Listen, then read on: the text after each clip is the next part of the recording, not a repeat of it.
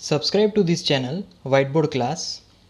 Hello friends, आप अपने doubts नीचे कमेंट्स में लिखिए। आपके सारे डाउट्स 7 आवर्स के अंदर सॉल्व कर दिए जाएंगे। इस वीडियो की नोट्स टेलीग्राम में है। टेलीग्राम की लिंक नीचे डिस्क्रिप्शन से मिल जाएगी। तो अब हम लोग यहाँ पर स्टडी करने वाले हैं सर्कुलर मोशन टॉपिक के बारे में। तो बेसिकली इस पर्टिकुलर मोशन को समझने के लिए यहाँ पर मैं सर्कुलर रोड पहले यहाँ पर डायग्राम ड्रॉ करूँगा। तो बेसिकली ये हमारा ग्राउंड सरफेस रोड है जो कि सर्कल में है, राइट। अब ये जो सर्कल है उसका पर्टिकुलर जो रेडियस है दैट इज़ कैपिटल आर, और इस सर्कल का जो ओरिजिन है, जो सेंटर है, उसको हम लोग वो एज्यूम कर लेते हैं। अब बेसिकली ये जो पर्टिकुलर ऑब्जेक्ट है वो v स्पीड से आगे की तरफ, राइट, सर्कुलर रोड पे मूव कर रहा है, और जिसकी जो स्पीड है वो है v जितनी, राइट। तो यहाँ पर ऑब्वियसली अगर वो सर्कुलर मूव कर रहा है तो वहाँ पर एक्सेलरेशन लगेगा जिसको हम लोग बोलेंगे सेंट्रीपिटल एक्सेलरेशन।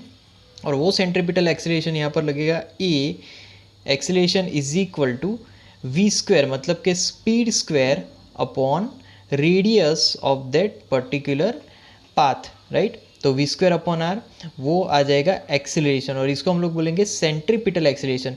अब सेंट्रीपिटल एक्सेलरेशन यहाँ पर लगेगा तभी ये जो पर्टिकुलर ऑब्जेक्ट है वो कंप्लीटली सर्कुलरली मूव कर सकता है, राइट। ओके, अब यहाँ पर जो सर्कुलरली जो ऑसिलेशंस हो रहा है, राइट, सर्कुलर जो मोशन हो रहा है, तो यहाँ पर फोर्स भी प्रोवाइड होगा। फोर्स की वजह से ही ये पर्टिकुलर ऑब्जेक्ट मूव कर रहा है। तो यहाँ पर सेंट्रीपिटल एक्सेलरेशन की वजह से जो फोर्स एक्ट हो रहा है that is called centripetal force, right. और उसको हम लोग रिप्रेजेंट करेंगे एफ सी का फॉर्मूला यहाँ पर आएगा m into V square upon R, right. ये होगा सेंट्रीपिटल फोर्स। यहाँ पर हम लोग इसको बोलेंगे सेंट्रीपिटल फोर्स, राइट।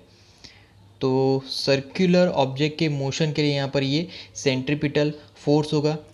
अब यहाँ पर motion of a car on level road, तो कितने टाइप ऑफ फोर्सेस यहाँ पर एक्ट कर रहे हैं उसकी बात करेंगे। उससे पहले यहाँ पर मैं पर्टिकुलर जो कार की मोशन है उसके हिसाब से जो भी फोर्सेस उस पर एक्ट कर रहे हैं वो यहाँ पर लिखूँगा।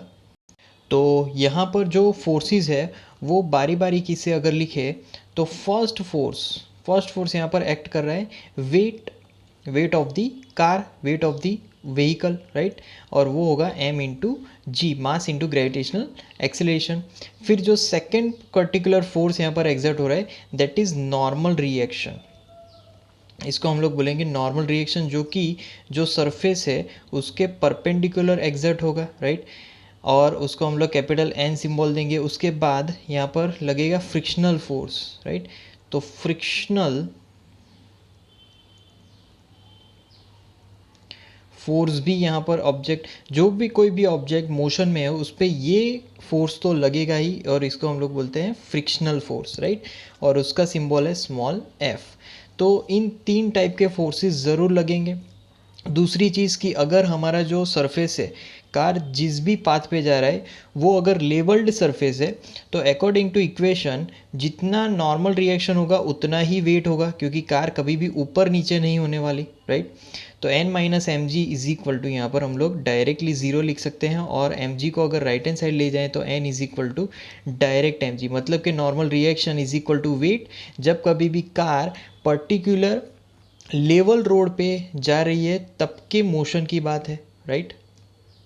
उसके बाद यहाँ पर जो कार है अगर वो सर्कुलरली घूम रही है तो वहाँ पर फ्रिक्शन भी लगेगा। और स्टैटिक फ्रिक्शन की अगर बात करें तो उसकी फॉर्मूला होगी static frictional force F is less than and equal to, यहाँ पर फॉर्मूला होगी म्यू इंटू एस, मतलब mu S into N, right. Mu S static frictional coefficient है, and this is equal to, यहाँ पर आएगा mass into V square, right. Mass into V square upon R, right. तो R यहाँ पर क्या होगा, radius of the circular motion, right.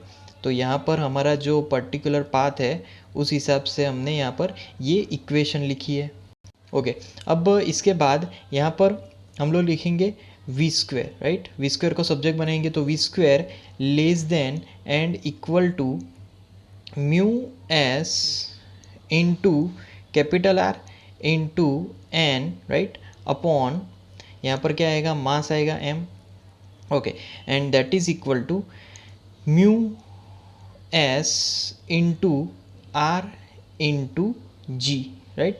तो इस तरीके से इक्वेशन आएगा। और जी कहाँ से आया, तो यहाँ पर basically normal reaction upon mass, that is our gravitational acceleration, right.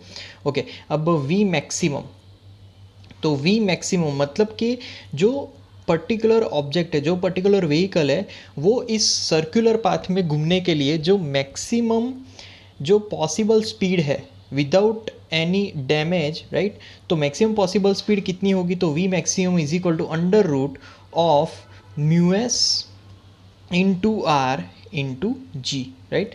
तो ये हो गई maximum speed of circular motion of the car possible, जो कि पॉसिबल है उसकी यहाँ पर ये फॉर्मूला हुई, राइट। तो ये जो भी हमने यहाँ पर डिस्कशन किया, ये basically motion of a car on a level road के लिए डिस्कशन किया, राइट। तो ये टॉपिक हुआ motion of a car on a levelled road.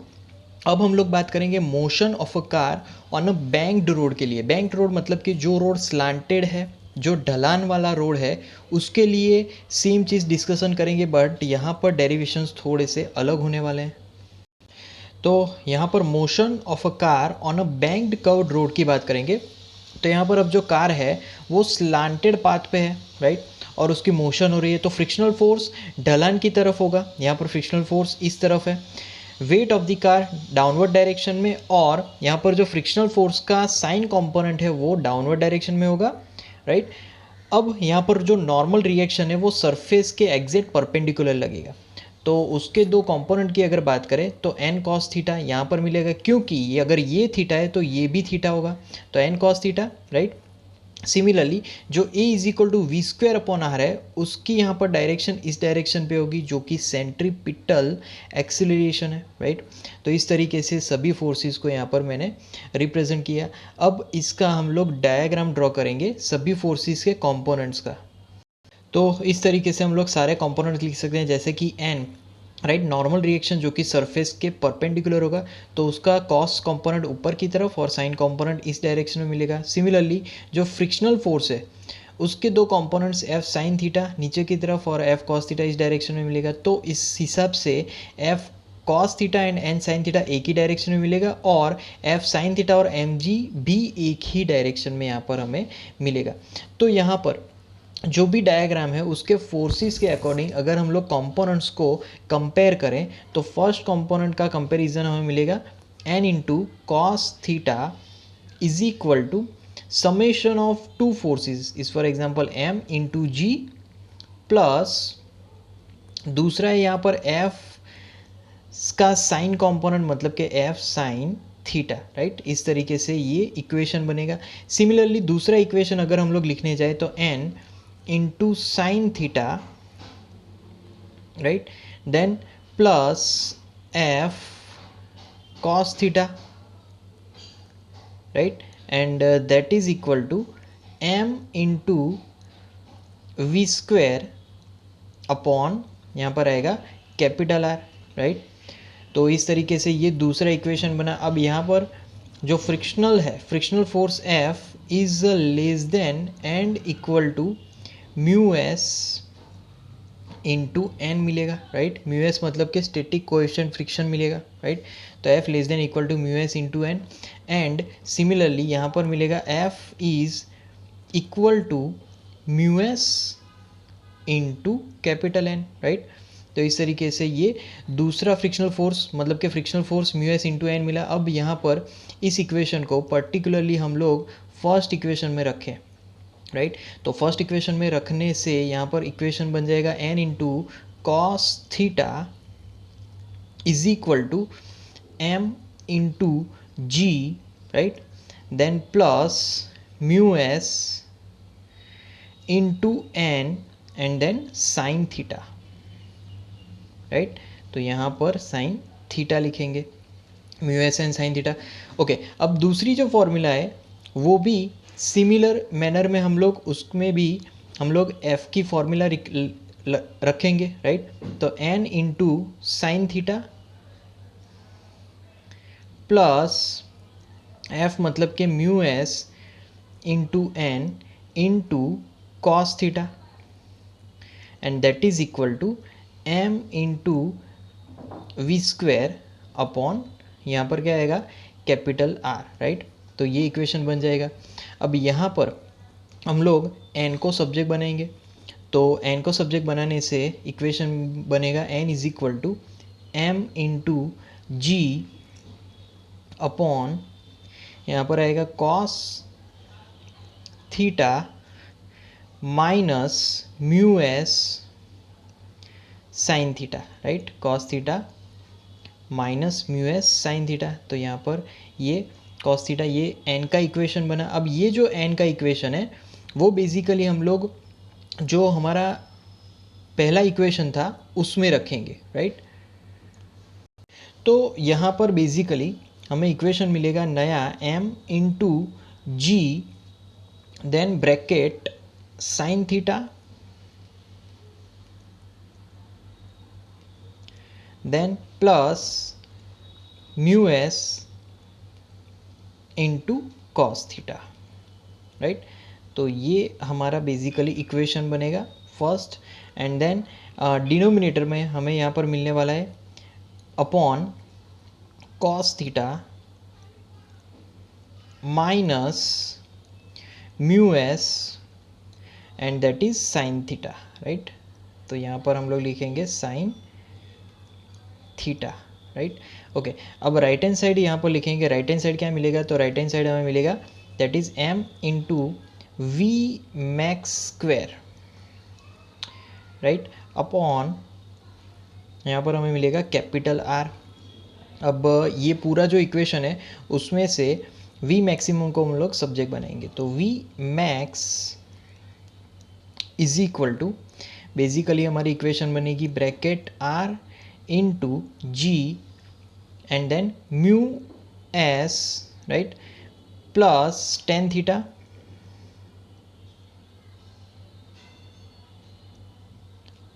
Upon यहाँ पर मिलेगा 1 minus mu S, right, and then tan theta,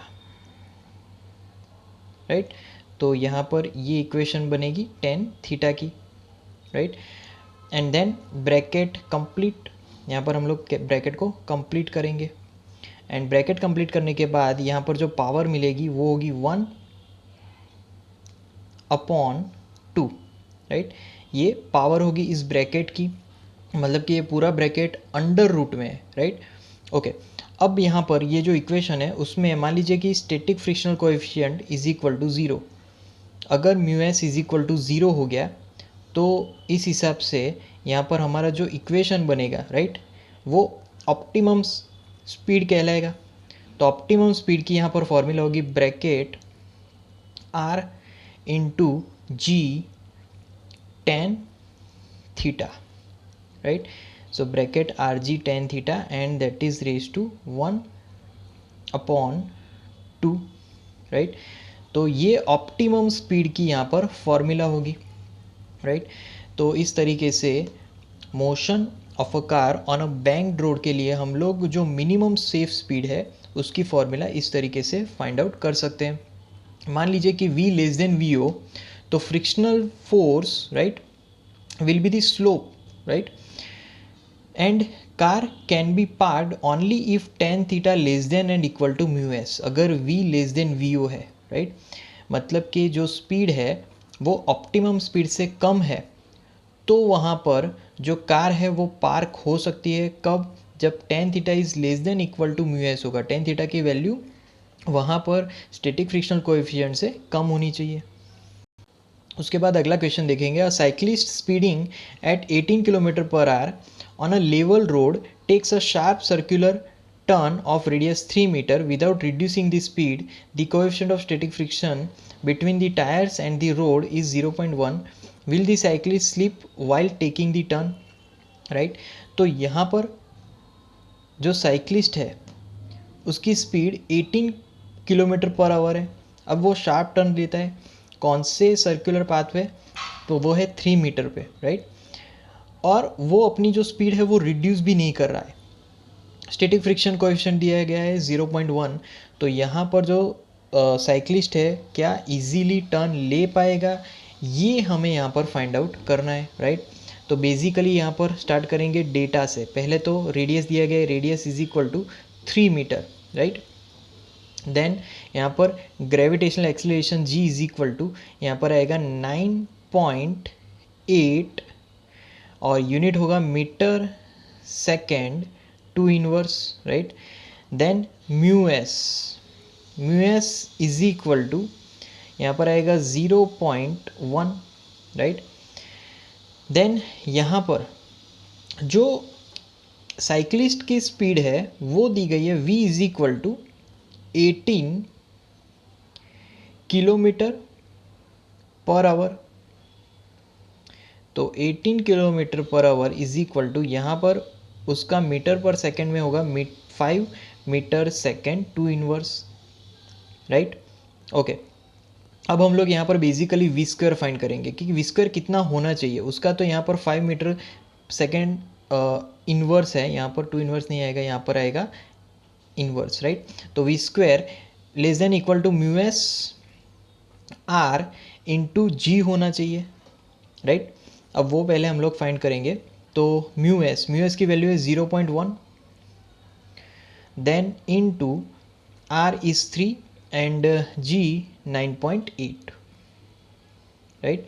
तो यहाँ पर जो वैल्यू है वो अगर हम लोग फाइंड करें तो 0.3 इंटू 9.8 होगा, राइट। तो बेसिकली हमें इसको फाइंड करना है। तो यहाँ पर हमें आंसर मिल रहा है वो है 2.94 मीटर सेकेंड इनवर्स। अब एक्चुअली स्पीड होनी चाहिए इतनी 2.94, बट उसकी कितनी है 5 मीटर सेकेंड इनवर्स, राइट। तो 2.94 इज लेस देन 5। तो यहाँ पर हम लोग लिख सकते हैं कि जो साइक्लिस्ट है, तो cyclist will slip while taking the circular turn. उसके बाद अगला एग्जांपल है a circular race track of radius 300 metre is bank at an angle of 15 degree if the coefficient of friction between the wheels of a race car and the road is 0.2, what is the optimum speed of the race car to avoid wear and tear on its tires? B maximum permissible speed to avoid slipping, right। तो यहाँ पर basically data के हिसाब से हमें यहाँ पर maximum speed find करनी है, राइट। तो पहले इक्वेशन से स्टार्ट करेंगे। तो इक्वेशन है ऑप्टिमम स्पीड की, that is V O is equal to, यहाँ पर उसकी इक्वेशन है under root of R into G then tan theta, right. ये उसकी इक्वेशन होगी। अब यहाँ पर सिंपली हमें वैल्यूज़ रखनी है। तो डेटा के हिसाब से R that is equal to 300 metre, right.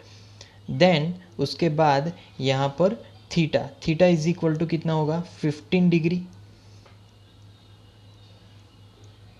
Then G की value G is equal to यहाँ पर मिलेगा 9.8 और यूनिट होगा metre second to inverse, right. Then यहाँ पर वी ओ वो हमें फाइंड करना है। तो यहाँ पर लिखेंगे क्वेश्चन मार्क, राइट।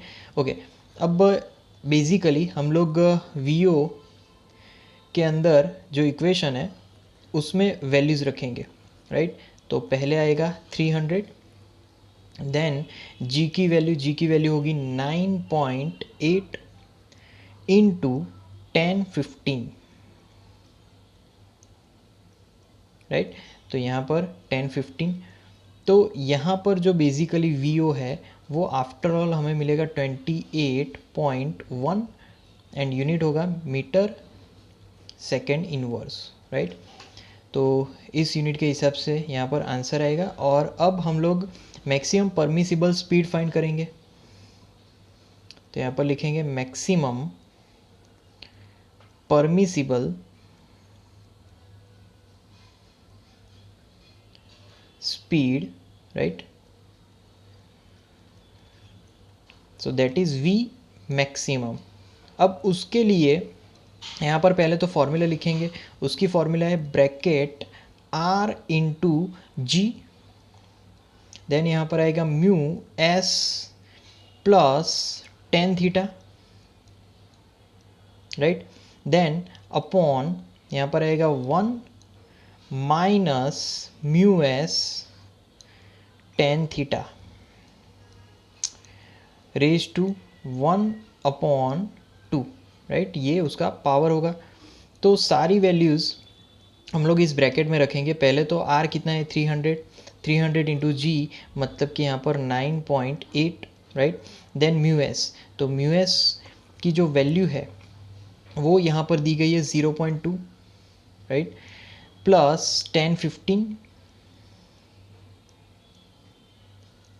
अपॉन यहाँ पर 1 minus again 0.2 into 1015, right, okay, and now bracket complete, और यहाँ पर आएगा रेज टू 1 अपॉन 2, राइट, तो ये उसका पावर है, दैट इज़ इक्वल टू, यहाँ पर अब जो कैलकुलेशन है उस कैलकुलेशन के हिसाब से यहाँ पर हमें मिलेगा 38.1, right, and that unit is metre second inverse. तो ये मैक्सिमम परमिसिबल स्पीड है वी मैक्सिमम, राइट। तो इस तरीके से हम लोग आंसर फाइंड आउट कर सकते हैं। उसके बाद है topic solving problems in mechanics, right. तो सिंपल यहाँ पर भी मैं एग्जाम्पल से यहाँ पर समझाऊंगा कि मैकेनिक्स में कैसे प्रॉब्लम सॉल्व किए जाएंगे। जैसे कि हमारे पास से एक ऑब्जेक्ट है जो कि एक ग्राउंड सरफेस पे यहाँ पर रखा है, उस ऑब्जेक्ट का पर्टिकुलर मास है m, राइट, तो यहाँ पर उस मास के हिसाब से जो उसका वेट होगा वो mg होगा। तो बेसिकली यहाँ पर पहले मैंने जितने भी फोर्स है वो यहाँ पर लिखने हैं, तो उसका वेट होगा। फिर एज अ सेकेंड अगर बात करें तो यहाँ पर उसका दूसरा फोर्स वो होगा नॉर्मल रिएक्शन, राइट। तो नॉर्मल रिएक्शन और वेट, दो फोर्स यहाँ पर लग रहे हैं और कोई एक्सटर्नल फोर्स यहाँ पर नहीं लग रहा है। तो जो भी मैकेनिक्स में जो भी प्रॉब्लम्स है उसको सॉल्व करने के लिए जितने भी यहाँ पर फोर्स लगेंगे वो हमें यहाँ पर कंपेयर करना है। जैसे कि यहाँ पर एन अगर ऑब्जेक्ट रेस्ट पे है, if object is on rest, right, तो अगर ऑब्जेक्ट रेस्ट पे है तो यहाँ पर n minus mass into gravitational acceleration, right, तो यहाँ पर उसका जो आंसर होगा वो हम लोग 0 लिखेंगे। तो माइनस mg को हम लोग राइट हैंड साइड ले जाएं तो यहाँ पर बन जाएगा प्लस mg। तो बेसिकली जब कभी भी ऑब्जेक्ट रेस्ट पे होगा तो उसका नॉर्मल रिएक्शन और वेट दोनों ही सेम होगा, तो इसीलिए हम लोग लिख सकते हैं n minus M G is equal to 0, right. अब दूसरा एग्जांपल लेंगे। मान लीजिए कि एक सरफेस पे हमारे पास 3 ऑब्जेक्ट है, राइट, तो 3 ऑब्जेक्ट में यहाँ पर जो पहला ऑब्जेक्ट है वो है m1, दूसरा object m2 and third object m3, right. इस तरीके से 3 ऑब्जेक्ट है और तीनों ऑब्जेक्ट एक दूसरे के साथ एक रस्सी से, मतलब कि 2 रस्सी यहाँ पर यूज़ करेंगे, एक रस्सी m1 m2 को कनेक्ट करने के लिए और दूसरी रस्सी m2 m3 को कनेक्ट करने के लिए। अब बेसिकली m1 पे हम लोग एक्सटर्नल फोर्स अप्लाई करेंगे और वो एक्सटर्नल फोर्स है f जितना, राइट, वेक्टर f जितना फोर्स हम लोग फर्स्ट m1 ब्लॉक पे अप्लाई कर रहे हैं, राइट। तो बेसिकली यहाँ पर टेंशन क्रिएट होगा, राइट, इस तरीके से, यहाँ पर भी टेंशन क्रिएट होगा इस तरीके से, राइट। तो अब पहले मैं फर्स्ट फोर्स की अगर बात करूँ जो कि एक्सटर्नल लग रहा है, राइट, तो वेक्टर एफ, उसकी अब मैं फॉर्मूला लिखूंगा। तो vector F is equal to total mass, total mass कितना होगा तो ब्रैकेट में लिखेंगे m1 plus m2 plus m3, right, इस तरीके से टोटल मास इनटू एक्सीलरेशन। तो यहाँ पर एक्सीलरेशन भी हम लोग फाइंड आउट कर सकते हैं। एक्सीलरेशन को सब्जेक्ट बनाएंगे तो vector A is equal to, यहाँ पर मिलेगा vector F upon m1 plus m2 plus m3, right. इस तरीके से हमें पूरा सिस्टम का एक्सीलरेशन मिलेगा। अब मान लीजिए कि जो पर्टिकुलर m2 पे फोर्स लग रहा है वो F2 जितना है, राइट, F2 जितना फोर्स लग रहा है, राइट। तो F2 अब हमें फाइंड करना है, तो उसकी फॉर्मूला लिखेंगे vector F2 is equal to, अब M2 के साथ जुड़ा हुआ है M3, तो यहाँ पर लिखेंगे M2 प्लस M3, राइट। तो M2 plus M3 and then into हम लोग लिखेंगे एक्सेलरेशन वेक्टर A। तो इस तरीके से यहाँ पर वेक्टर F2 फाइंड कर सकते हैं। और एट लास्ट अगर मान लीजिए कि F3 जो कि M3 पे लग रहा है, तो F3 की यहाँ पर फॉर्मूला लिखेंगे, तो vector F3 is equal to M3 then into vector A आ जाएगा, राइट।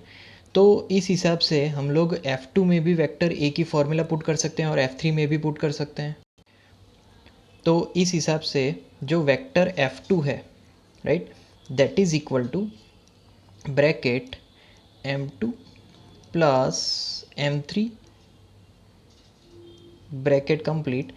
अब वेक्टर ए मतलब कि vector F upon mass of all the system, all the blocks, right, M2 and then plus M3,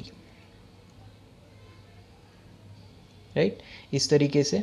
और similarly F3 भी हम same हिसाब से लिख सकते हैं, F3 is equal to M3 into vector A, मतलब कि यहाँ पर वेक्टर F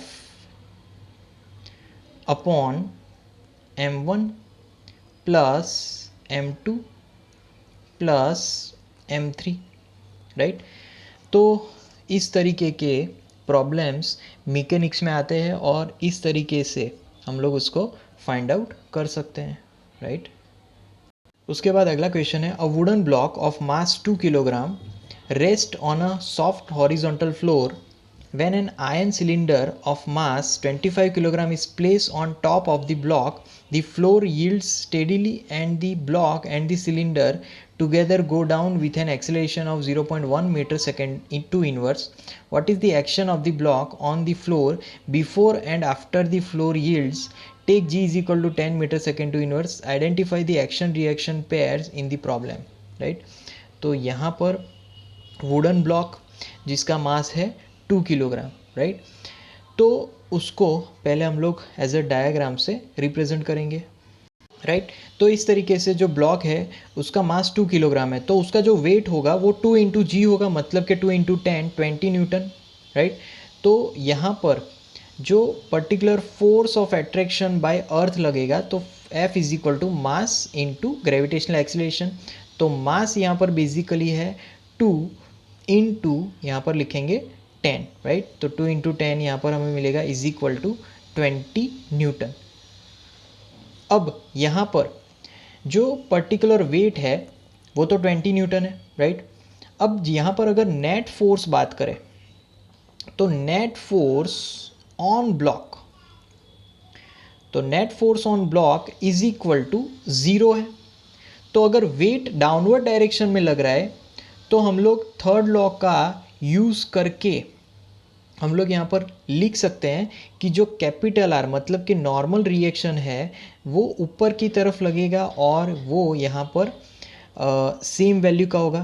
तो ये डायरेक्शन ऊपर की तरफ होगी, वेट की डायरेक्शन नीचे की तरफ, और ओवरऑल जो नेट फोर्स होगा वो 0 यहाँ पर हो जाएगा, राइट। अब यहाँ पर ये हमने जो बात की वो ए के लिए बात की, राइट, बिफोर। अब आफ्टर फ्लोर यील्ड्स की बात करेंगे। तो अब सेकंड प्रोसेस के हिसाब से यहाँ पर आफ्टर द फ्लोर यील्ड्स की अगर बात करें, राइट, तो जो पर्टिकुलर सिस्टम है वो ऊपर की तरफ यहाँ पर शिफ्ट हुआ है, राइट। फिर भी यहाँ पर जो वेट है वो 270 न्यूटन ही होगा, राइट। और जो नया नॉर्मल रिएक्शन है वो आर डैश है, राइट। तो यहाँ पर जो एक्सेलरेशन है, राइट, तो एक्सेलरेशन के हिसाब से जो पर्टिकुलर एक्सेलरेशन है वो शिफ्ट हुआ है डाउनवर्ड डायरेक्शन में यहाँ से नीचे की तरफ, और वो एक्सेलरेशन है A is equal to 0.1 metre second to inverse. और उसकी जो डायरेक्शन है वो डाउनवर्ड डायरेक्शन में, राइट बेसिकली। तो फ्री बॉडी डायग्राम के हिसाब से जो दो फोर्स है वो यहाँ पर एग्जर्ट हो रहे हैं, force of gravity due to earth वो बेसिकली यहाँ पर मिलेंगे 270 न्यूटन, राइट। क्योंकि अब जो मास है वो बहुत ही बढ़ चुका है और मास के हिसाब से यहाँ पर फोर्स भी बढ़ जाएगा, राइट। तो वेट, पहले डब्ल्यू की अगर बात करें, वेट ड्यू टू अर्थ वो होगा 270 न्यूटन, राइट। ओके, अब as a free body diagram जो वेट है W is negative, means W minus R dash is equal to mass into acceleration, right. ये फ्री बॉडी डायग्राम इक्वेशन के हिसाब से हम यहाँ पर हमें इक्वेशन मिली। अब इसको अगर सॉल्व करें तो वेट कितना है 270, देन आर डैश यहाँ पर हमें मिल रहा है वो हमें फाइंड आउट करना है, right. Then is equal to mass है 27 एंड जो एक्सेलरेशन है दैट इज़ 0.1, राइट। तो एक्सेलरेशन यहाँ पर हमें मिल रहा है 0.1, यहाँ पर हम लोग पॉइंट लिख देंगे, राइट। अब इसका जो सॉल्यूशन है वो सॉल्व करें तो R dash is equal to यहाँ पर हमें मिलेगा 267.3, राइट, और यूनिट होगा न्यूटन। तो इस तरीके से हम लोग यहाँ पर जो आर डैश है नॉर्मल रिएक्शन फाइंड आउट कर सकते हैं। तो यहाँ पर ये जो नॉर्मल रिएक्शन है वो according to Newton's third law, right, जो एक्शन है सिस्टम का on the floor is equal to vertical downward direction, right. तो इस तरीके से हम लोग आर डैश फाइंड कर रहे हैं और वेट हमें मिला था 270 न्यूटन। अब हम लोग बात करेंगे अलग अलग क्वांटिटीज़ के symbols, units, dimensions and remarks के बारे में। तो पहला है मोमेंटम, राइट। मोमेंटम का सिंबल है स्मॉल p, उसका जो यूनिट है वो है किलोग्राम मीटर सेकेंड इनवर्स और न्यूटन इंटू सेकेंड। डायमेंशन होगा, यूनिट्स के हिसाब से भी डायमेंशन लिख सकते हैं, m1 l1 t-1, राइट। और ये जो क्वांटिटी है मोमेंटम वो वेक्टर क्वांटिटी है, क्योंकि मोमेंटम की फॉर्मूला में वेलोसिटी आता है और वेलोसिटी वेक्टर क्वांटिटी होने की वजह से मोमेंटम भी वेक्टर क्वांटिटी है। उसके बाद बात करते हैं फोर्स। फोर्स का जो सिंबल है वो है कैपिटल F, उसका यूनिट होगा न्यूटन, दूसरा यूनिट भी है kilogram metre second to inverse, right. Okay, dimension की बात करें तो m1 l1 t-2 और रिमार्क्स में उसकी फॉर्मूला तो हम जानते ही हैं, force is equal to mass into acceleration, और यहाँ पर वो भी एक वेक्टर क्वांटिटी कहलाएगी। उसके बाद इम्पल्स की बात करेंगे तो इम्पल्स अगर हम लोग उसकी फॉर्मूला लिखने जाए, राइट, तो F into delta T is equal to यहाँ पर आएगा डेल्टा पी, मतलब कि एज ए रिजल्ट इम्पल्स और कुछ नहीं है, चेंज इन मोमेंटम ही है, राइट। उसका यूनिट की अगर बात करें तो वो होगा किलोग्राम मीटर सेकेंड इनवर्स और Newton into second, right. Momentum जैसा ही यूनिट होगा और उसका डायमेंशन भी मोमेंटम जैसा ही होगा, m1 l1 t-1। फॉर्मूला हमने लिखी, impulse is equal to force into time और we can say change in momentum. उसके बाद आता है स्टैटिक फ्रिक्शन।